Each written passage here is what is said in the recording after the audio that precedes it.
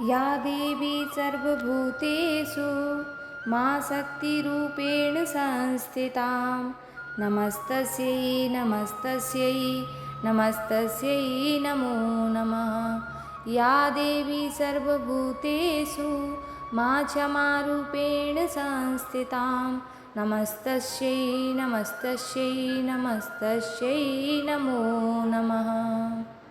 जय माँ चंद्रघंटा। बोलो चंद्रघंटा मैया की जय। नवरात्रि के तीसरे दिन माँ चंद्रघंटा की पूजा कर उन्हें प्रसन्न किया जाता है। माता चंद्रघंटा को कल्याणकारी और शांतिदायक का रूप मानते हैं।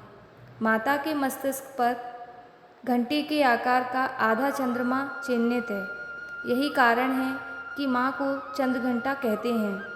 माँ चंद्रघंटा की पूजा करने से न केवल रोगों से मुक्ति मिल सकती है, बल्कि माँ प्रसन्न होकर सभी कष्टों को हर लेती हैं। ऐसे में यदि आप तीसरी नवरात्रि व्रत रख रहे हैं तो माँ चंद्रघंटा की पूजा विधि और कथा के बारे में जरूर जानें।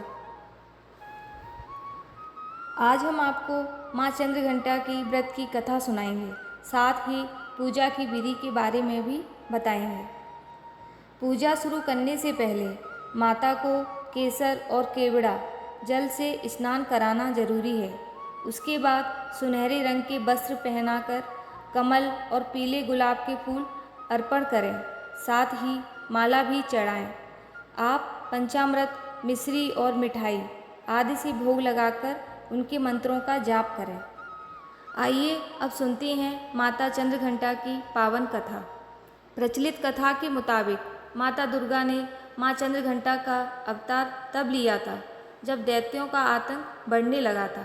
उस समय महिषासुर का भयंकर युद्ध देवताओं से चल रहा था। महिषासुर देवराज इंद्र का सिंहासन प्राप्त करना चाहता था। वह स्वर्गलोक पर राज करने की इच्छा पूरी करने के लिए यह युद्ध कर रहा था। जब देवताओं को उसकी इच्छा का पता चला तो वे परेशान हो गए और भगवान ब्रह्मा, विष्णु और महेश के सामने पहुँचे। ब्रह्मा, विष्णु और महेश ने देवताओं की बात सुन क्रोध प्रकट किया और क्रोध आने पर उन तीनों के मुख से ऊर्जा निकली। उस ऊर्जा से एक देवी अवतरित हुई। उस देवी को भगवान शंकर ने अपना त्रिशूल, भगवान विष्णु ने अपना चक्र, इंद्र ने अपना घंटा, सूर्य ने अपना तेज और तलवार और सिंह प्रदान किया। इसके बाद माँ चंद्रघंटा ने महिषासुर का वध करके देवताओं की रक्षा की। बोलो चंद्रघंटा मैया की जय। अब हम आपको एक और माता की कथा सुनाने जा रहे हैं। एक बार ब्रह्मा जी बृहस्पति जी को नवरात्रि व्रत कथा सुना रहे थे।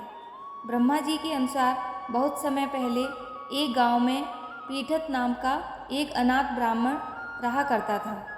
उसके घर सुमति नाम की कन्या ने जन्म लिया था। वह ब्राह्मण हमेशा माँ दुर्गा की पूजा करता था और इस पूजा में उसकी बेटी भी उपस्थित रहती थी। एक दिन खेल खेल में ब्राह्मण की बेटी पूजा में नहीं आई, जिसके बाद ब्राह्मण को बहुत गुस्सा आया और उसने कहा कि वह अपनी बेटी का विवाह किसी कुष्ठ रोगी या दरिद्र मनुष्य के साथ करवाएगा। अपने पिता की बात सुनकर उस कन्या ने कहा कि मैं आपकी कन्या हूँ, आपकी जैसी इच्छा हो आप वैसा ही करो। आप चाहे जिससे भी मेरा विवाह कराएं, लेकिन होगा वही जो मेरे भाग्य में लिखा होगा। अपनी बेटी की बात सुनकर ब्राह्मण को और गुस्सा आ गया और उसने एक कुष्ठी से अपनी बेटी का विवाह करवाया।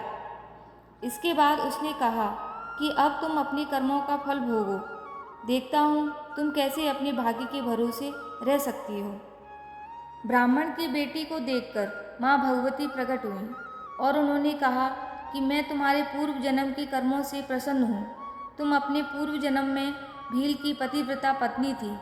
एक दिन जब तुम्हारे पति ने चोरी की थी, तब तुम दोनों को सिपाहियों ने जेल खाने में डाल दिया था। इसके बाद देवी भगवती ने कहा कि उस दौरान तुमने 9 दिनों तक कुछ नहीं खाया था और ना ही जल पिया था। ऐसे तुमने नवरात्र का व्रत पूरा कर लिया था। इस व्रत के प्रभाव से मैं तुमसे बहुत खुश हूँ। तुम्हारी जो इच्छा हो वह तुम मांग सकती हो। ब्राह्मण की बेटी ने माँ भगवती की बात मानकर उनसे यह वरदान मांगा कि वह उसके पति का कोढ़ दूर कर दे। माँ भगवती ने ब्राह्मण की बेटी की इच्छा पूरी कर दी। इसके बाद माँ भगवती ने कहा कि जल्द ही उसका उदालय नाम का एक धनवान, कीर्तिदान, बुद्धिमान और जितेंद्रीय पुत्र होगा। ब्राह्मण की बेटी ने खुश होकर माँ दुर्गा से नवरात्रि के व्रत की विधि और व्रत के फल का विवरण पूछा। ब्राह्मण की बेटी के प्रश्न का उत्तर देते हुए माँ भगवती ने यह बताया कि चैत्र या अश्विन मास के शुक्ल पक्ष की प्रतिपदा तिथि से 9 दिन तक व्रत रहें। अगर व्रत नहीं रख सकते हैं तो एक समय का भोजन करें। घट स्थापना करने के बाद वाटिका बनाकर उसको हमेशा जल से सींचें। विधि अनुसार पूजा करें और पुष्प से अर्घ्य दें। इस दौरान घी, गेहूँ, शहद, खांड, जौ, तिल, बेल, नारियल, कदम और दाख से हवन करें। गेहूँ के हवन से लक्ष्मी की प्राप्ति होती है। खीर एवं चंपा के पुष्पों से धन की और बेल के पत्तों से तेज व सुख मिलता है। इसके बाद माँ भगवती ने यह भी बताया कि बिजौरा के फल से अर्घ्य देने से रूप की प्राप्ति होती है।